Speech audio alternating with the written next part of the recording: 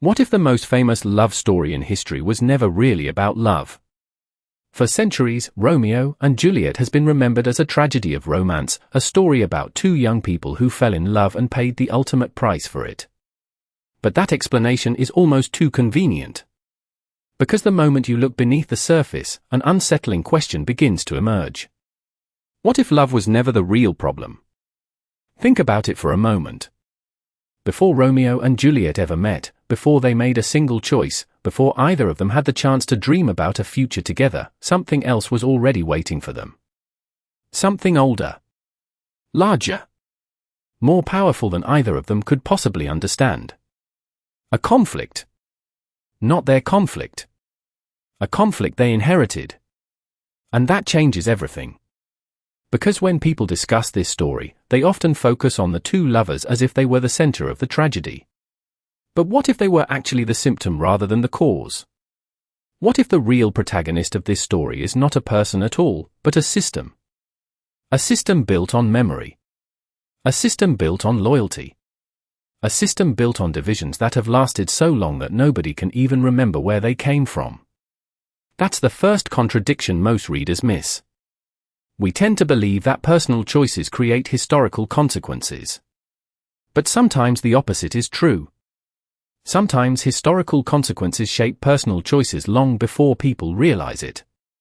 Romeo and Juliet enter a world that already has rules. Invisible rules. Unwritten rules. Rules that determine who belongs, who doesn't, who is trusted, and who is seen as the enemy. And here's the disturbing part. The people inside that world often treat those rules as normal. That's how inherited conflict works. It becomes so familiar that nobody questions it anymore. Imagine a city where everyone remembers who they are supposed to hate, but nobody remembers why. A city where old grudges outlive the people who created them. A city where identity itself becomes a prison. That image is more important than any individual scene in the story. Because it reveals a deeper mystery. If a society teaches its members that loyalty matters more than understanding, can innocence ever truly survive? Notice how this question immediately expands the scale of the story. Suddenly, we're no longer talking about two young people. We're talking about families. Then communities. Then cultures. Then every society that passes its unfinished conflicts to the next generation. And history is full of examples. Again and again, the people who start conflicts are rarely the same people who suffer the consequences decades later. The bill always arrives. Someone always pays. Often, it's those who had no role in creating the problem in the first place. That is why Romeo and Juliet continues to feel strangely modern, even centuries after it was written. Because the story isn't asking whether love can survive. It's asking something far more uncomfortable. What happens when human beings inherit battles they never chose? What happens when entire communities become trapped behind invisible walls built by previous generations? And perhaps the most unsettling question of all. If Romeo and Juliet were doomed long before they met, who, or what, actually sentenced them? But inherited conflict has a strange characteristic. It doesn't survive because people understand it. It survives because people stop questioning it. And that raises another question. If nobody remembers why a conflict started, what keeps it alive? The obvious answer would be hatred. But that answer is too simple.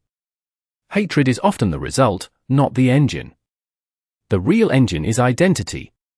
Because once a conflict becomes part of who people believe they are, abandoning that conflict begins to feel like abandoning themselves. That's the trap hidden beneath the surface of this story.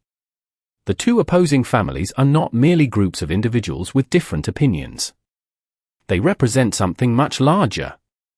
They represent a world where belonging comes with conditions.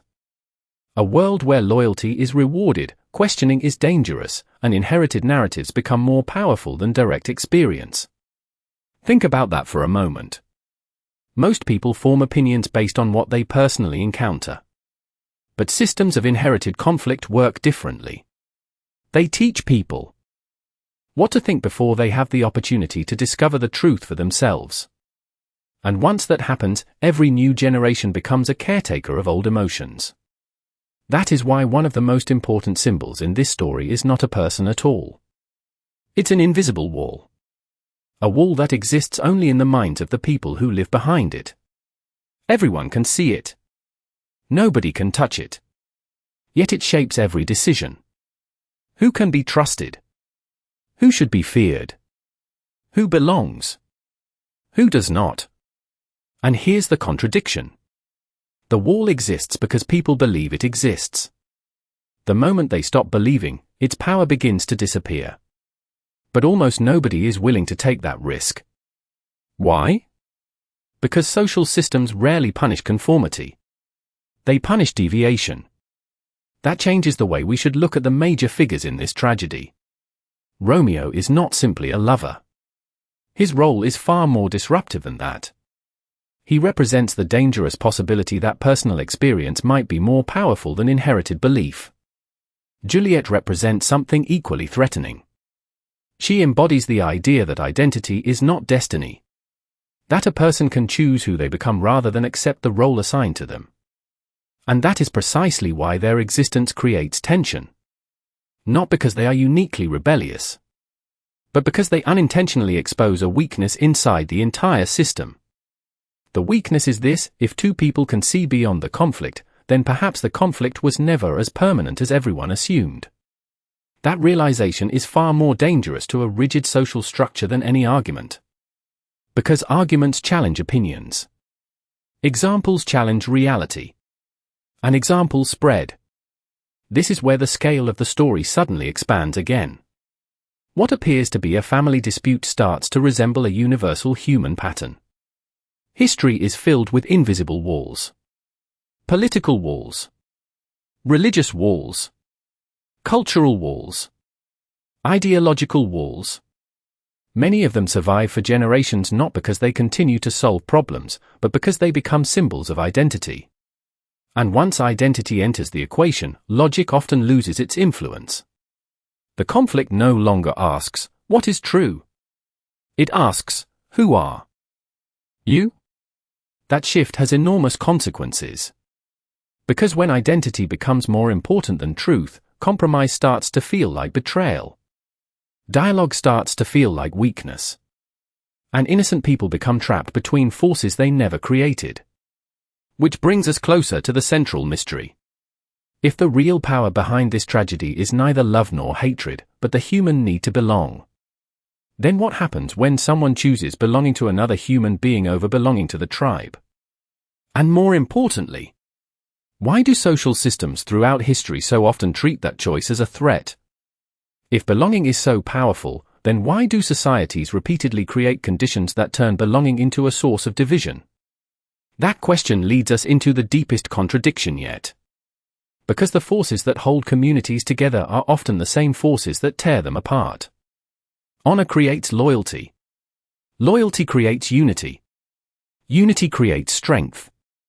But when those same values become untouchable, they begin to transform into something else. They become cages. And this is where the world of Verona reveals a disturbing pattern that extends far beyond a single city, a single family, or even a single century. The people inside the system believe they are protecting something valuable. Tradition. Identity. Reputation. Stability. From their perspective, these values are noble. That is what makes the conflict so dangerous. If the system were obviously evil, everyone would resist it. Instead, it survives because it disguises itself as virtue. That is the contradiction. The structure does not demand cruelty. It demands loyalty. It does not ask people to hate. It asks them to choose sides. And once choosing sides becomes more important than seeking truth, the outcome begins to right itself. Consider the role of figures like Tybalt. His significance is not found in individual actions. His significance lies in what he represents. He is the guardian of inherited identity. A living reminder that the system must constantly defend itself. Every society creates people like this. People whose purpose is not to question the rules, but to enforce them. Not because they are uniquely malicious, but because they sincerely believe the survival of the group depends on it. Now compare that to figures like Romeo and Juliet. Their threat is not physical. Their threat is philosophical. They introduce a possibility the system cannot comfortably explain. The possibility that human connection might matter more than inherited division. And that creates a crisis. Because if that idea spreads, the invisible wall begins to crack. The wall that once seemed permanent suddenly looks fragile. The wall that defined reality begins to resemble an illusion. This is where the scale shifts again. What appears to be a conflict between individuals becomes a conflict between two competing visions of society. One vision says identity comes first. The other says humanity comes first. One says loyalty is sacred. The other asks whether loyalty without reflection can become dangerous. Neither question belongs exclusively to Verona. They belong to every civilization. And history offers a troubling answer. Again and again, societies facing uncertainty tend to strengthen their boundaries rather than examine them. The more fearful people become, the more tightly they cling to symbols, labels, and inherited narratives. The invisible wall grows taller. The tribe grows more important. The individual grows smaller. That is why innocence becomes collateral damage. Not because anyone explicitly chooses that outcome, but because systems often prioritize self-preservation over self-correction. And here we encounter another memory fragment. A city that has forgotten why it fights. A wall nobody can touch. Two young people standing in front of it. Not as heroes. Not as rebels. But as evidence. Evidence that the wall is neither natural nor inevitable. And that realization creates a deeper threat than conflict itself. Because the moment people recognize that a system can change, they begin asking whether it should change. That question is the beginning of every transformation. But it is also the beginning of every crisis. Because systems rarely fear their enemies. They fear exposure. They fear the moment people discover that what looked permanent was actually sustained by belief. And that brings us closer to the mystery hiding underneath everything. What if the true tragedy was never that certain individuals could not escape the system? What if the greater tragedy is that almost everyone else could not even see the system they were trapped inside? And if that is true, then an even more unsettling question emerges. What exactly was the mechanism that kept this invisible prison alive for so long, even when it was clearly destroying the very people it claimed to protect? Before we can understand what kept this invisible prison alive, we have to confront a possibility that is even more unsettling. What if the system was not failing at all? What if it was working exactly as designed? That is the revelation hidden beneath the surface of this story. We often assume that social structures exist to protect people, to create order, to reduce suffering, to help communities survive. But throughout history, many systems have operated according to a different priority. Their first objective was never the well-being of individuals. Their first objective was their own continuation. Once you recognize that pattern, an entirely different picture begins to emerge. The conflict at the center of this story is not simply a clash between opposing sides. It is a self-sustaining mechanism. A machine that converts memory into identity, identity into loyalty, and loyalty into obedience. The most remarkable part is that almost nobody inside the machine realizes they are helping to operate it. They believe they are defending honor, preserving tradition, protecting what matters. Yet every action taken in service of the system quietly strengthens the structure itself. This is why the invisible wall becomes such a powerful memory fragment. It is not merely separating people.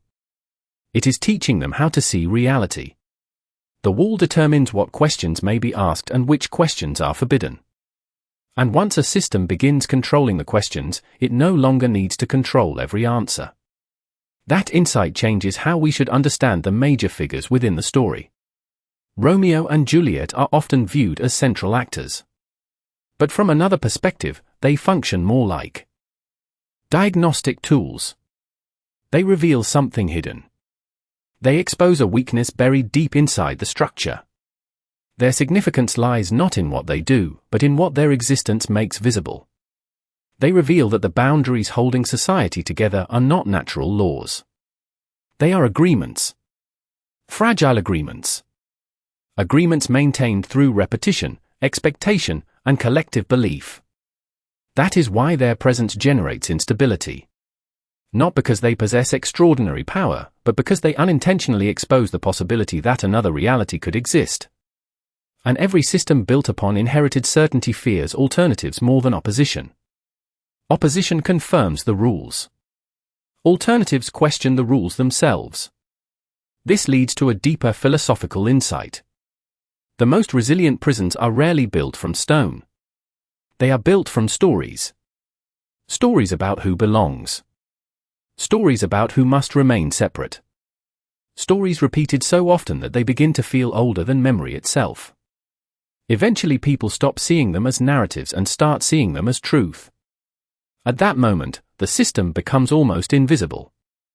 And invisible systems are extraordinarily difficult to challenge because people mistake them for reality. Now the scale expands once again. What began as a conflict within one city starts to resemble a recurring pattern across civilizations. Entire societies have been shaped by inherited stories that outlived their original purpose. Entire generations have carried burdens they never chose because questioning the narrative felt more dangerous than obeying it. The consequence is profound. Innocence does not disappear because people are evil. Innocence disappears because systems reward preservation more consistently than transformation. Yet one mystery remains unresolved. If inherited conflict survives through stories, loyalty, and identity, then why does the system seem to become most aggressive precisely when someone begins to imagine a different future? What is it about genuine human connection that threatens these structures so deeply that they respond as though their survival depends upon stopping it? Why does genuine human connection threaten inherited systems so profoundly? The answer leads us to the central revelation of the entire story. The deepest conflict was never between two families. It was never even between individuals and society. The deepest conflict was between two competing ways of understanding reality itself. One vision sees human beings primarily as members of a group. The other sees them as individuals capable of forming meaning beyond the boundaries they inherited. That distinction changes everything. Because the true danger represented by Romeo and Juliet is not romance. It is autonomy. Their symbolic role is far larger than most readers realize. They represent the possibility that identity can be chosen rather than assigned. That loyalty can be examined rather than inherited. That relationships can be built upon direct human recognition rather than tribal categories. This is the insight hidden beneath the tragedy. The system does not fear affection. It fears independent perception. It fears the moment people begin evaluating reality through their own experience rather than through inherited narratives. Once that happens, the invisible wall loses its authority. And when enough people stop believing in the wall ceases to exist. This is why the story continues to resonate across centuries. The central question is not whether two individuals can overcome obstacles. The central question is whether human beings can escape identities that were chosen for them before they were born. Consider another memory fragment. A city that no longer remembers the origin of its conflict. Two young people standing before a wall that everyone else accepts as natural. The wall appears solid, ancient, permanent. Yet the moment they look beyond it, something remarkable happens. The wall is exposed as a story. A story repeated so many times that it became reality in the minds of those who inherited it. That is the core revelation. The tragedy emerges not because the wall is real, but because enough people believe it is real. The consequences extend far beyond the world of the play. Throughout history, countless conflicts have survived long after their original causes disappeared. Generations inherit fears they never experienced. Rivalries they never created. Boundaries they never chose. The mechanism remains the same. People inherit identities. Identities inherit enemies. and enemies justify the continuation of the system. Suddenly the story expands from literature into human psychology. Human beings naturally seek belonging. Belonging creates security. Security creates stability. Yet the same instinct that helps communities survive can also prevent them from evolving. The paradox is profound. The desire to belong is one of humanity's greatest strengths. It is also one of its greatest vulnerabilities. Because when belonging becomes dependent upon preserving old divisions, individuals face an impossible choice. Remain loyal to the group or remain loyal to what they directly perceive. That tension sits at the center of the story. Not as a historical problem. Not as a family problem. But as a permanent human problem. Romeo and Juliet become symbols of something larger than themselves. They represent every moment in history when human connection challenged inherited certainty. Every moment when people looked across a boundary and discovered that reality was more complex than the stories they had been given. Their legacy is not a lesson about romance. It is a warning about systems that become more important than the people they claim to serve. And that warning leads directly to an even larger consequence. If societies repeatedly sacrifice individuals in order to preserve inherited structures, what happens after the sacrifice is complete? Does the system become stronger? Or does it reveal a hidden weakness that was there all along? What remains after a system proves incapable of protecting the very people it was supposed to serve? That is where the true weight of the story begins to settle. Because the most important consequences are not found in a single moment. They are found in what lingers afterward. In the silence that follows certainty. In the questions that remain when inherited assumptions finally begin to crack. The deepest consequence is that the invisible wall can never look the same once its nature is exposed. 4. Generations, it appeared permanent. Natural. Necessary. Yet once people recognize that the wall was built from stories rather than stone, something irreversible happens. The illusion loses part of its power. This is the legacy hidden beneath the tragedy. Not the destruction of individuals, but the exposure of a system. Romeo and Juliet function as catalysts in that process. Their lasting influence comes not from what they achieved, but from what they revealed. They force everyone around them to confront a possibility that had previously seemed unthinkable, that the conflict itself may have become more destructive than the values it claimed to protect. That realization carries an enormous psychological cost. Because when people discover that an inherited belief has caused suffering, they must confront two painful truths at the same time. First, they were shaped by something they did not choose. Second, they may have helped preserve it without realizing it. That is why transformation is so difficult. Human beings are often willing to challenge opponents. They are far less willing to challenge the stories that help define who they are. Yet this is precisely where the story expands beyond its setting and enters the modern world. Every generation inherits invisible walls. Different names. Different symbols. Different boundaries. But the underlying mechanism remains remarkably familiar. People inherit narratives. Narratives shape identity. Identity influences perception. And perception determines what kinds of futures seem possible. Consider one final memory fragment. A city that forgot why it was fighting. A wall nobody could touch. Two young people standing in front of it. Most people remember the individuals. Far fewer remember the wall. Yet the wall is the reason the story continues to matter. Because the wall is never confined to one place or one period of history. It reappears whenever groups begin valuing inherited division more than shared humanity. It reappears whenever belonging becomes dependent upon exclusion. It reappears whenever loyalty becomes more important than understanding.